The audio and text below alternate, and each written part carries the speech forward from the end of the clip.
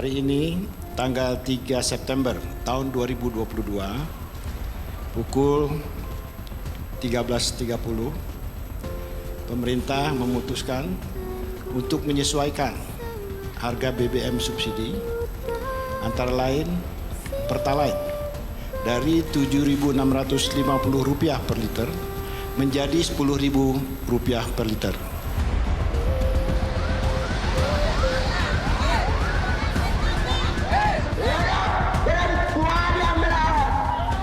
Ini adalah pilihan terakhir pemerintah. Mestinya uang negara itu harus diprioritaskan untuk memberikan subsidi kepada masyarakat yang kurang mampu. Dari kecil saya nelayan di sini belum pernah beli di subsidi. Belinya warung terus ngecer.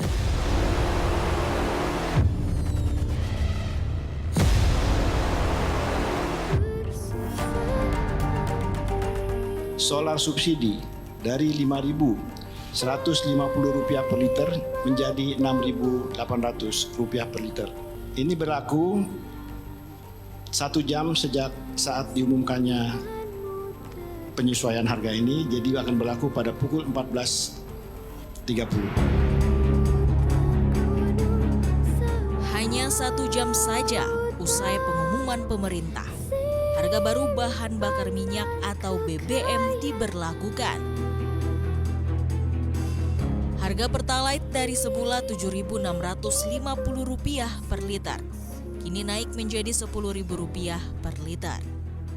Sedangkan harga solar subsidi dari Rp5.150 per liter, naik menjadi Rp6.800 per liter. Tak ketinggalan harga Pertamax non-subsidi juga naik dari Rp12.500 per liter menjadi Rp14.500 per liter. Pendapatan kami saat ini jujur lagi berkurang. Artinya hasil tangkapnya ini baik ikan maupun rajungan. Ditambah lagi kenaikan BBM ini artinya membuat juga beban biaya untuk kami melaut itu ya bertambah.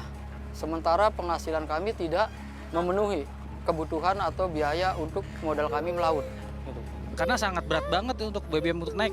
Sedangkan bahan pokok kayu sekarang udah mulai naik kan. Kalau BBM naik otomatis semuanya kan udah makin naik deh kan. Cuma kan mau gimana lagi namanya semuanya naik, BBM naik semua naik.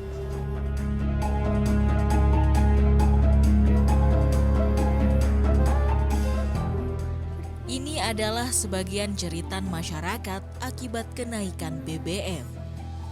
Pemerintah mengaku sudah tidak sanggup lagi menanggung subsidi harga BBM. Presiden Joko Widodo mengatakan, keputusan pemerintah menaikkan harga atau mengalihkan subsidi BBM diakui merupakan pilihan terakhir yang diambil dalam situasi yang sulit akibat gejolak harga minyak dunia. Sebenarnya Presiden sudah menahan bendungan subsidi BBM dari APBN sejak lama. Menurutnya tidak ada negara manapun yang sanggup menyangga subsidi BBM seperti Indonesia.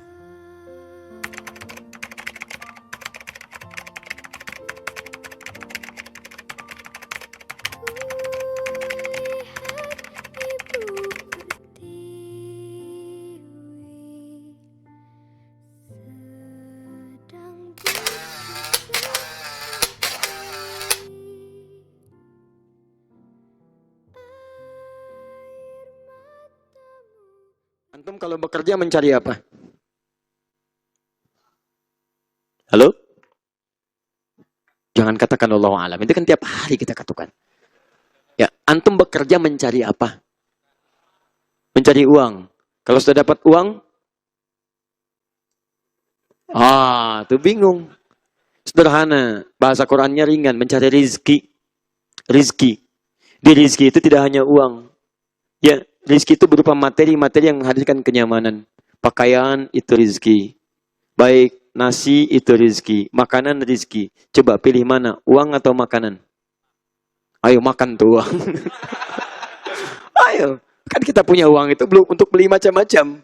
Beli makanan, beli ini, beli itu. Kita nikmati, tidak hanya uangnya. Wujudnya itu rizki. Bahkan maaf, puncaknya ketenangan pun rizki. Dan itu rizki yang paling dalam. Ketenangan itu yang menghadirkan kebahagiaan. Kadang-kadang ketenangan itu walaupun tidak dipegang, itu sangat menentukan kebahagiaan kita. Ayo pilih mana? Kaya tapi gelisah atau miskin tapi tenang. Tidak ada pilihan ketiga, nggak usah maksa. Ah, kaya tapi gelisah atau miskin tapi tenang. Tuh. Baik, sehat baik tidak? Baik, sakit baik tidak? Baik, belum terasa baik. Sekarang pilih, sehat tapi gelisah atau miskin tapi tenang. Sehat tapi gelisah atau sakit tapi tenang. Tuh, kan? Baik, jadi dalam beberapa hal tertentu, ukuran kebahagiaan kadang tidak harus diukur dengan materi. Ada beberapa bagian yang kita dapatkan. Sekarang lihat baik-baik. Saya turunkan ini, iman plus takwa. Anda mencari rezeki. Saya turunkan yang materi dulu. Baik. Rezeki ada di mana? Tahu dari mana? Ah, itu. Anda giliran ditanya yang pas jawabannya, benar tinggal disampaikan, nggak ada pilihan, Anda katakan wallahu a'lam. Sekarang berurusan dengan dalil, Anda jawab, gitu kan? Baik, kalau tidak tahu katakan aturan dengan syariat. Rizki ada di mana? Di langit. Apa dalilnya? Quran surah 51 ayat 22. Tadi saya bacakan dalam salat Isya. Lihat sini. Wa fis sama'i rizqukum wa ma tu'adun. Dan rizki Anda kami telah tetapkan di langit. Kami janjikan akan diberikan dan tidak akan tertukar. Jadi Anda nggak usah iseng ngambil punya orang lain. Karena punya Anda pun akan diberikan. Anda nggak ada kerjaan ngambil punya orang lain. Ingat, ngambil punya orang lain hanya membuat diri Anda gelisah. Besok-besok Anda berusaha mengembalikannya. Kalau tidak sempat Anda kembalikan, Allah yang paksa untuk dikembalikan. Bagaimanapun caranya. Kalau tidak di dunia, di akhirat nanti akan dibagi. Jadi Anda cuma kurang kerjaan kalau ngambil punya orang lain. Selain menghadirkan kegelisahan, nggak percaya silahkan. Pakai sendal orang lain, bawa ke rumah. Demi Allah saya katakan, kalau tidak gelisah, tidak normal Anda. Pasti gelisah. Dan Anda cuma bikin capek diri sendiri. Besok-besok, itu akan diambil lagi. Kalau tidak Anda yang secara sadar mengembalikan saat tobat, atau Allah yang akan mengambil dari diri Anda tanpa Anda kadang-kadang memahaminya. Kadang ditangkap, kadang begini, dikembalikan lagi. Kadang kalau sudah bercabang hartanya, oh kena TPPU. Ya, awas, kena ambil. Saking sayangnya Allah, kamu itu makhluk baik. Jangan ngambil yang tidak baik. Khawatirnya pulang kotor nanti. Diambil, dibersihkan semuanya. Setiap kecil-kecilnya diambil. Dipesantrenkan. Ada yang di Sukamiskin. Ya, ada yang di mana-mana. Supaya belajar. Kalau Anda sudah berada di pesantren yang sangat spesifik, dibimbing spesifik, ada yang bimbing, ada yang macam-macam, nggak bisa keluar dari situ, belum bisa membuat Anda jadi baik, Anda butuh kemana lagi supaya jadi baik. Paham ya? Nah, jadi jangan mengerjakan sesuatu yang tidak ada kerjaannya. Jangan membuang energi pada sesuatu yang tidak penting. Dan jangan mengomentari sesuatu yang sudah diatur. Ini kata orang bijak, kalau sesuatu sudah jelas aturannya, Anda jangan bikin aturan baru atau mengomentarinya. Karena tidak ada kerjaan, buang-buang waktu. Alhamdulillah, hari ini matahari terbit dari timur. Emang pernah dari barat? Bikin status. Kadang-kadang. Ceklik, sedang taklim. Oh, emang sedang ngapain?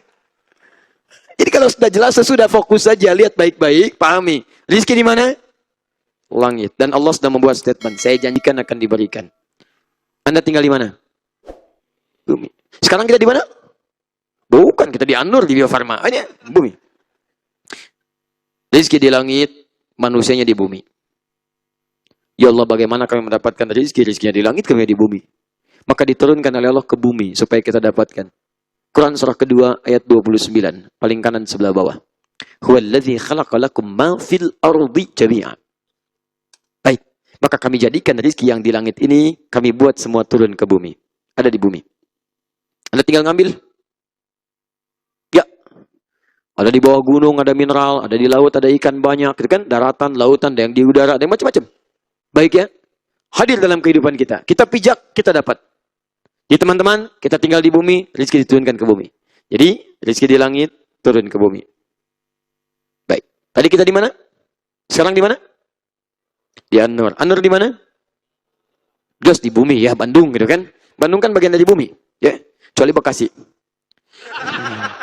Ya. Bekasi bagian dari bumi yang spesial. Bismillah. Lihat sini baik-baik teman-teman. Bandung. Jadi ketika rezekinya di langit, kemudian diturunkan oleh Allah kemana? Bumi, ke Bandung. Belum tentu ke Bandung, karena bumi itu luas. Bandung bagian dari bumi. Tapi bumi tidak semuanya Bandung. Rizki Anda, maaf, Maaf, Anda orang Bandung, tapi mungkin rezekinya di Jakarta. Nih. Jakarta bagian dari bumi? Bagian dari bumi. Maka apa yang harus Anda lakukan? Teman-teman, lihat baik-baik. Turun Quran surah kedua ayat 168.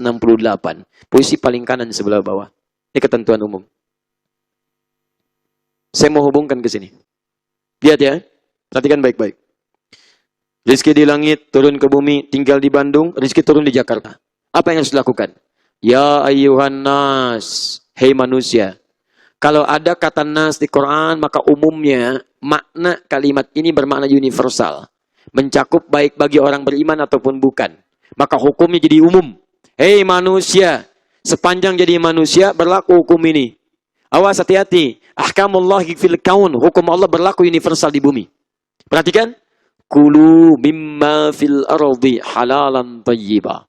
Kalau Anda ingin mendapatkan rezeki, silahkan ikhtiar. Diungkapkan dengan kalimat kulu, cari makan.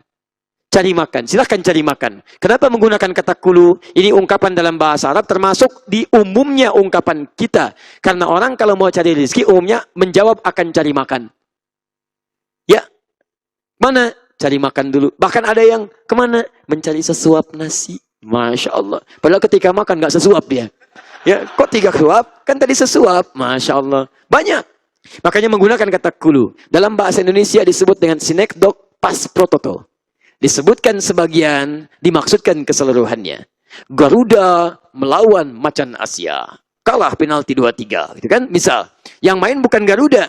Baik ya? Tapi sebagian dari itu diambil untuk mewakili. Gitu kan? Kemudian kumpulan orang-orang yang bermain. Kalau lawannya disebut dengan sinekdok totem proparte. Keseluruhan mewakili sebagian. Indonesia melawan Malaysia. Masya Allah. Apa yang main bulu tangkis semua orang Indonesia? Lawan orang Malaysia? Tidak. Hanya si fulan, hanya si fulan. Tapi disebutkan dengan kalimat yang umum.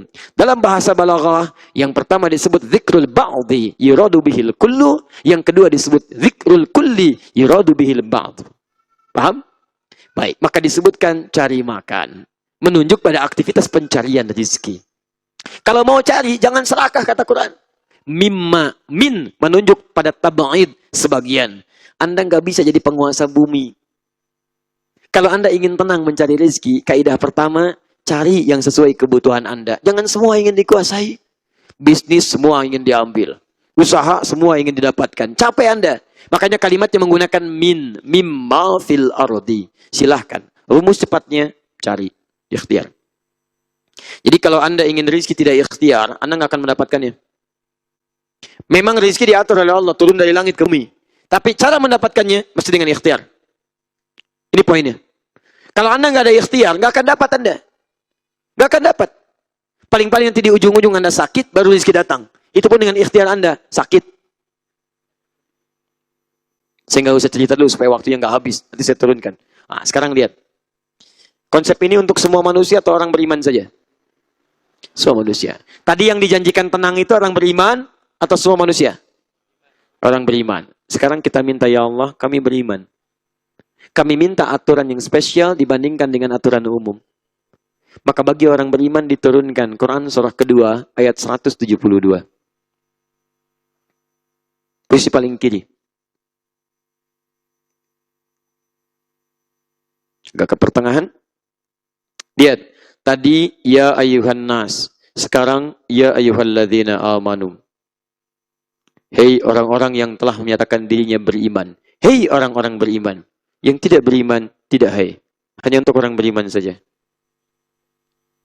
Lihat. Yang tadi kulu mimma fil ardi halalan thayyiba, yang ini kulu min thayyibati ma razaqnakum.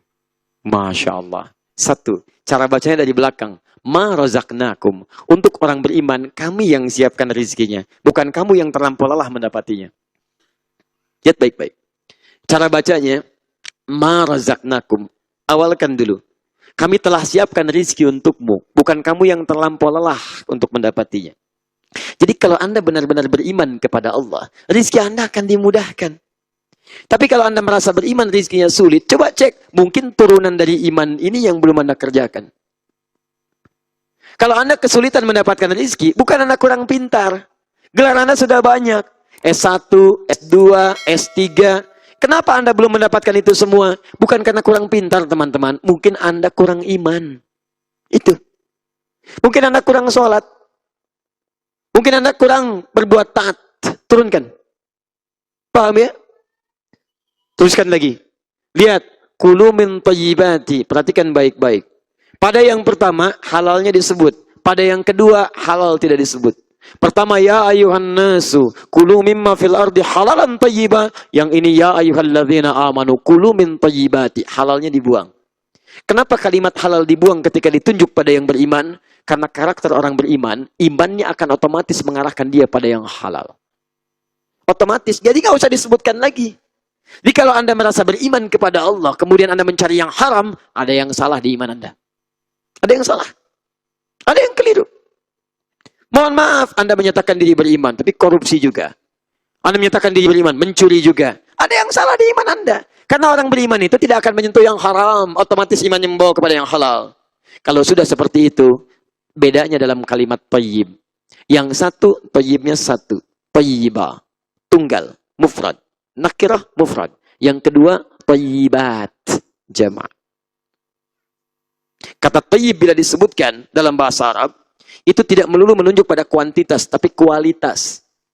Kualitas dalam rezeki disebut berkah, keberkahan, berkah. Jadi kalau Anda mencari tanpa iman, kalaupun kelihatan banyak, tapi dalam pandangan Allah thayyiban, cuman satu. Masya Allah. Makanya kalaupun rekeningnya banyak, ya Masya Allah. Bukan cuma rekeningnya, isinya juga banyak.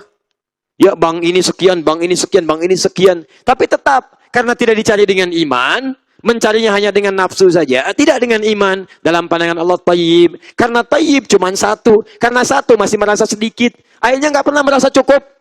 Cari lagi, cari lagi, cari lagi. Berangkat gelap, pulang gelap. Yang paling hebat, di rekening harta sudah miliaran. Kedudukan sudah tinggi. Masih korupsi juga. Apa yang mau dicari?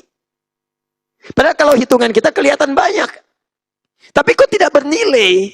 Barangkali bukan karena tidak punya. Barangkali lemah ini. Bukan kurang kaya, kurang iman. Itu poinnya. Jadi kalau orang beriman itu mohon izin beda dengan yang ini. Anda cari tanpa iman, dapatnya kelihatan banyak, tapi tidak tenang hidup Anda. Demi Allah saya katakan, dulu orang kaya banyak. Lebih kaya dari orang sekarang. Tapi saking tenangnya luar biasa. Sesibuk apa sih orang dulu? Sibuknya luar biasa. Tapi teman-teman, masih sempat tahajud sampai khatam Quran malamnya. Padahal paginya bisa ekspor impor. Tapi tidak bisa meninggalkan ibadah sunnahnya. Tidak bisa meninggalkan ibadah sunnahnya. Salat sunnah masih dikerjakan. Al-Quran masih dibacakan. Malam masih sempat tahajud. Antum tuh kurang apa? Sesibuk apa? Berangkat gelap. Pulang gelap. Masya Allah, sama burung aja masih kalah. Burung berangkat pagi, pulang sore, rezeki cukup untuk keluarga. Antum berangkat gelap, pulang gelap, berangkat anak tidur, pulang anak tidur. Capek nyari ini, nyari itu. Tapi kok nggak cukup-cukup? Apa sih yang mau dicari? Dulu orang-orang sahabat Nabi. Bahkan saya kasih contoh Utsman aja lah paling gampang. Radhiyallahu ta'ala anhu. Sahabat Nabi, sangat dekat dengan Nabi. Istrinya, putri Nabi, dua malah. Nikah satu, meninggal, nikah lagi dengan satu lagi. Kemudian disayang oleh Nabi. Sangat tawadhu, sangat pemalu. Saking pemalunya malaikat Jibril turun, kata Nabi, malu kepada Utsman. Yang paling hebat, maaf, kata Nabi, masuk surga tanpa hisab. Yang paling hebat, kayanya luar biasa. Bisnis, asetnya masih ada sampai sekarang. Yang paling hebat, maaf, tidak sanggup meninggalkan ibadah sunnahnya. Utsman masih puasa, bahkan meninggalnya dalam keadaan puasa. Utsman masih tahajud, bahkan tahajud sampai khatam Quran. Demikian kata Imam An-Nawawi dalam kitabnya At-Tibyan fi Adab Hamalatil Quran, cetakan dari Kutub Al-Islamiyah, warna merah marun, halaman 38, posisi paling kanan sebelah atas, dari 1 sampai 2. Teman-teman, bandingkan dengan antum. Sahabat bukan. Bukan. Tabi'in bukan. Bukan. Antum ada jaminan surga di lisan Nabi? Tidak ada. Pernah menikah dengan putri Nabi? Tidak. Masya Allah. Sepemalu apa antum? Apakah malaikat Jibril turun malu lihat antum? Sekaya apa dibanding Utsman? Ada aset antum yang dibanggakan sampai sekarang? Sesibuk apa sih Anda? Sahabat bukan, tabiin bukan, ulama bukan, surga belum jelas, amalan berantakan, hisab menegangkan, gak pernah nikah dengan putri Nabi. Masya Allah, sesibuk apa sih? Sampai jangankan sunnah, sholat fardu terlambat. Quran gak sempat baca, update status cuma Al-Quran, Al-Quran, Al-Quran. Quran gak pernah dibaca.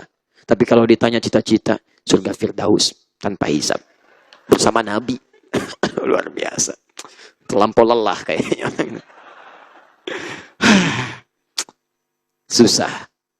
Nih, tayyib. Tapi kalau sudah dapat berkah, Masya Allah, sedikit pun rasanya nikmat. Makanya kalimatnya orang yang mendapat rezeki dari Allah, orang beriman, ma razaqnakum. Ketika ma razaqnakum, kulu min thayyibat. Kalimat thayyibnya dijamakkan jadi thayyibat. Jadi kalau mendapatkan langsung dari Allah, yang kelihatan sedikit kata manusia, tapi berkahnya ada. Karena berkah itulah kemudian apa yang terjadi. Teman-teman, dia selalu merasa cukup. Cukup. Nikmat gitu. Orang lain 100 juta, dia cuma 100.000. Tapi awet. 1 bulan gak habis-habis. Betul, karena ada berkah di dalamnya. Saya pernah ke wilayah Telas di Jawa Tengah. Susah nyari di Google, Telas habis. Telas itu bahasa Jawa, artinya habis. Habis. Jadi kalau cari di Google pun gak ada stok di Google, gak akan ketemu tuh. Saya naik ya ke atas, ke bukit. Saya pernah kisahkan ini dalam beberapa kesempatan. Untuk mengantar putra kami yang ingin memelihara kambing kecil itu, pengen ngasih makan kambing. Saya dapat info ada orang soleh di tempat itu, saya datang. Begitu ke sana saya lihat, Masya Allah, kehidupan bersahaja, paling sebulan kisaran 100.000. Tapi ketika kami datang disambut dengan makanan yang diada-adakan, ada ikan, ada ini, ada macam-macam. Yang paling luar biasa, saya terpaku diam dan saya meneteskan air mata beberapa saat. Saya bilang, mana kambingnya? Itu di belakang. Kita lihat, Masya Allah, kambingnya itu bersih, Pak. Bersih ya, putih. Putih. Begitu saya lihat. Tapi mulutnya ditutup sama potongan aqua. Itu kenapa kambingnya? Saya bilang, sakit. Bukan sakit. Tapi kami baru ambil dari tempat kami beli, kami tutup dengan potongan aqua sejak berangkat supaya tidak makan yang bukan haknya. Bisa bayangkan. Beliau itu jarang ikut ta'lim seperti antum. Tidak banyak majlis ta'lim bisa ditunggui. Tidak banyak kajian-kajian bisa diikuti. Tapi begitu mendengar satu nasihat dipraktekkan dalam kehidupannya. Jangankan lisannya, mulut kambingnya dijaga. Beliau punya kambing, bisa menjaga mulut kambingnya. Antum yang nggak punya kambing, Masya Allah, lisan susah dijaga. Yang paling menarik adalah karena keberkahan dapatkan dalam hidupnya cuma 100.000, tapi hidupnya tenang. Saya nggak pernah mendengar keluhan dalam lisannya. Tenang aja gitu, nyaman, tenang. Musim mangga, ada mangga. Musim ikan, ada ikan. Ya, nggak ada apa-apa. Bahagia yang ada itu yang didapatkan. Karena enak hidupnya. Cuma 100.000. Antum berapa kali lipat saya dapat dalam sebulan? Pernah nggak menghadirkan ketentraman dalam hidup? Jangan-jangan puluhan, ratusan kali lipat dari yang tadi, tapi nggak ada ketenangan. Mungkin barangkali bukan kurang banyak, kurang berkah. Mungkin kurang berkah. Coba lihat gitu kan. Cuma 100.000, tapi tenang jiwanya. Apakah kita dambakan suasana seperti itu? Nyaman teman-teman. Coba pilih mana? 100.000 berkah atau 100 juta nggak berkah? Ayo pilih. Tuh, kalau bisa 100 juta berkah gitu kan. Pengennya begitu. Karena ada keberkahan, ada kenikmatan di situ. Nah ini. Nah, yang paling hebat. Ini kan baru didekatkan. Lihat sini. Tadi hukum yang pertama, nas, manusia. Hukum kedua, amanu, pakai iman. Pakai iman saja, rezeki dekat, berkah turun. Sekarang, kita pakai iman plus takwa. Ini sama ini kita padukan. Takwa. Saya cek dulu, rezeki kita ada di mana tadi? Langit. Turun ke mana? Bumi. Baik. Sekarang kita cari pakai iman plus takwa. Quran surah 7 ayat 96. Quran surah 7 ayat 96. Masya Allah. Walau anna ahlal qura amanu wattaqau. Iman plus takwa. Kalaulah satu penduduk negeri sebandung semua, bisa tanpa kecuali. Semua beriman plus takwa kepada Allah. Walau anna ahlal qura amanu wattaqau. Sekarang iman plus takwa. La fatahna alaihim barakatim minas sama'i wal ard. Kami akan buka semua pintu keberkahan. Bukan kalimat thayyibat lagi, pintu keberkahan, berkah yang disebutkan. Kami buka pintu keberkahan di langit dan di bumi. La fatahna alaihim barakatim minas sama'i wal ard. Kami jamin, kami berikan rezeki terbaik dengan penuh keberkahan. Kami buka pintu langit dan bumi.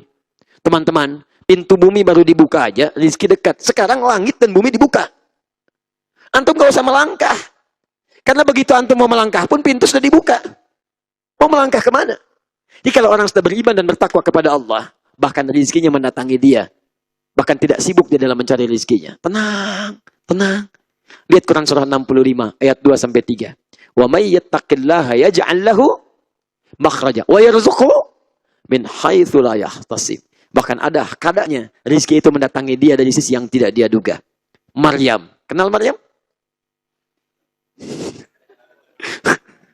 Maryam, Quran surah ketiga ayat 37.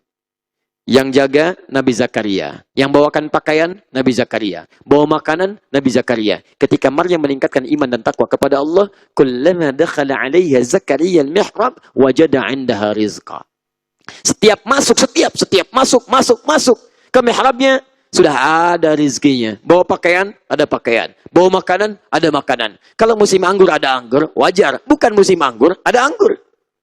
Bingung, selevel Nabi bingung. Ya Maryam, anna laki hadha. Maryam, saya yang bawa rizkinya. Ini saya bawa nih. Kenapa sudah ada di situ? Setiap kali saya bawa, ada semua itu. Dari mana semua itu? Hanya menguji dengan lisannya. Apa kata Maryam? Karena takwanya mendekat. Kalau orang sudah meningkatkan takwa, maka kalimat Allah mengalir di lisannya.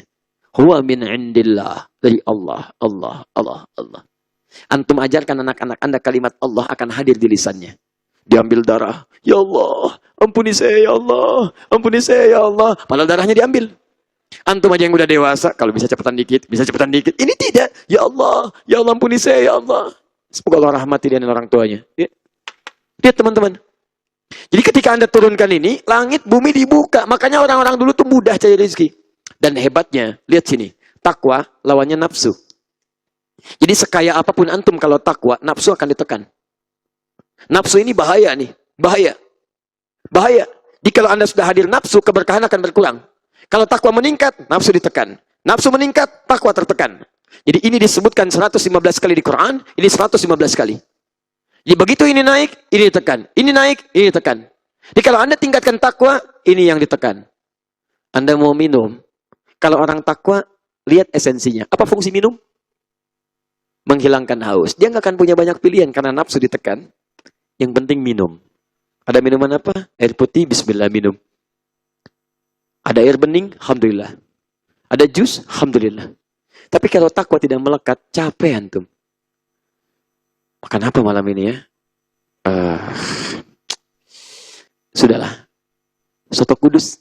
Masya Allah. Jangan soto Kudus, nasi goreng aja. Ya udah, nasi goreng, sepakat. Banyak nasi goreng di sini. Jangan yang di sini. Nggak enak. Jangan yang di sini. Udah. Nasi goreng Kebon Sirih.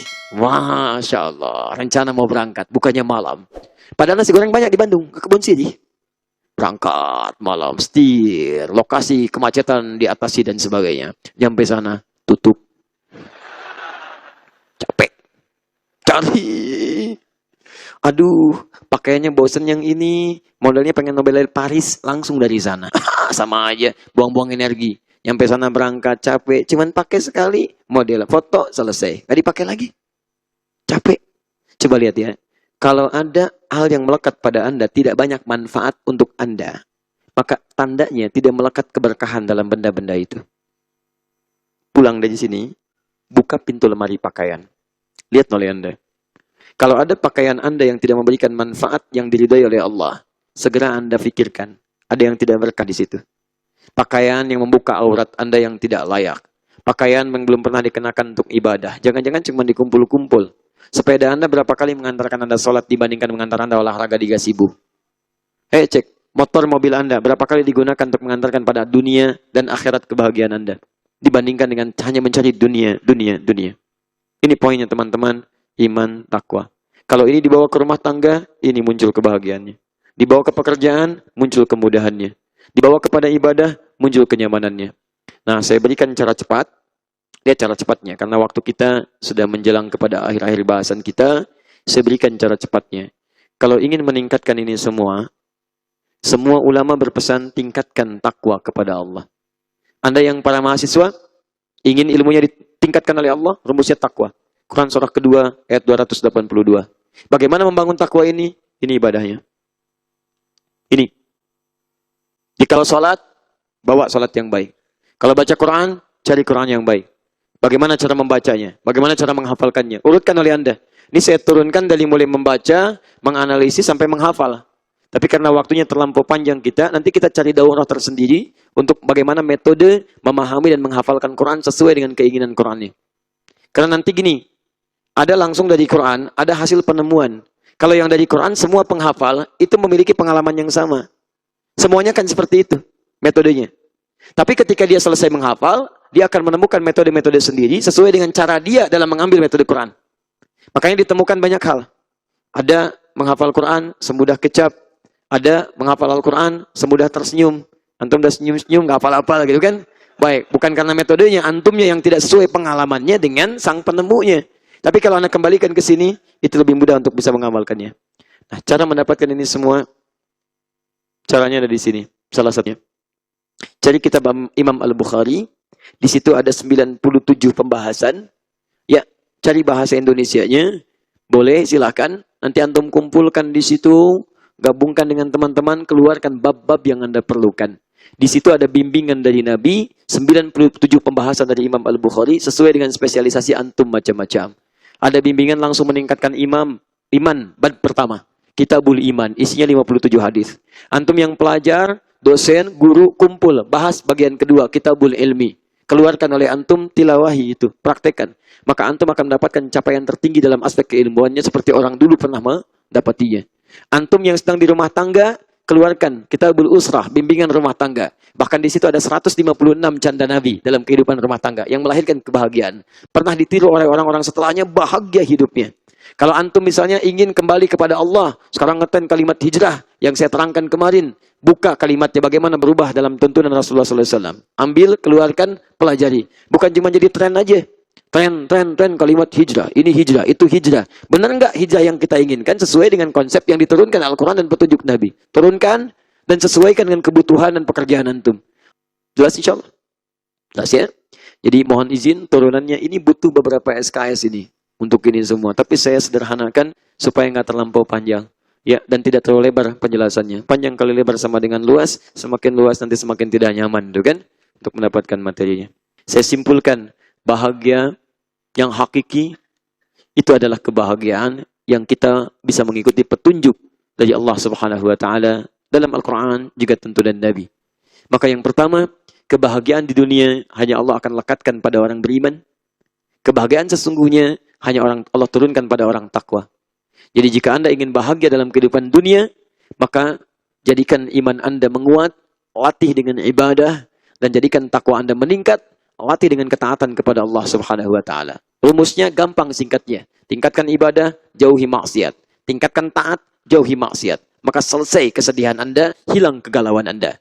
Turun ayat, lihat. Fala khaufun alaihim walahum yahzanun. Quran surah kedua ayat 38. Faman tabi'a hudai, siapa yang mau mengikuti petunjukku, fala khaufun alaihim walahum yahzanun. Saya jamin hidupnya tidak akan pernah gelisah, saya jamin hidupnya tidak akan sedih. Tidak gelisah artinya tenang, tidak gelisah, tidak sedih artinya tenang. Tidak gelisah artinya tenang, tidak sedih artinya senang. Jadi hidupnya senang, hidupnya tenang.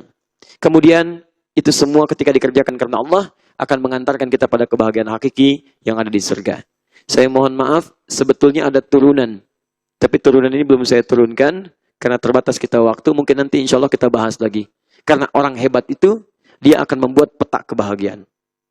Bukan cuma pengen bahagia. Kalau dia ingin di surga, dia akan bikin surga yang mana yang mau saya tuju. Saya pengen bahagia di surga ini. Maka dia turunkan surganya. Kemudian dia turunkan ke bumi, menjadi, maaf, karakteristik kehidupannya. Antum pernah ada tulisan di rumah, baiti jannati, rumahku, surgaku. Pernah? Rumahnya yang surga, orangnya belum tentu. Nah, bagaimana menjadikan rumah Anda surga? Turunkan dulu jadi surganya. Surga ini, surga ini, surga ini. Turunkan aturannya ke bumi, ke rumah Anda.